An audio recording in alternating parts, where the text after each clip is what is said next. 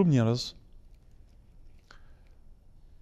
i dojnë të mirët, njerëzit e mirë që kanë vdekur, që kanë qenë shembulltyr për në të mirë. Këtu nuk ka gjë të keqe, nga se të mirët duhet t'i dojmë, duhet t'i madhërojmë dhe t'u adim vlerën e tyre. Dietarët e mëdhenj, njerëzit që kanë bërë shumë ibadet, duhet t'i falenderojmë për punët e tyre të mira dhe duhet t'i marrim për shembull në veprimet e tyre. Por ky madhërim i tyre, ky falënderim ndaj tyre, nuk mund të na shpije në atë që ata t'i marrim si ndërmjetësues mes neve dhe Allahut. Që atyre t'i lutemi në vend të Allahut, të shpresojmë se ata e kanë pozitën më të mirë te Allahu se sa ne.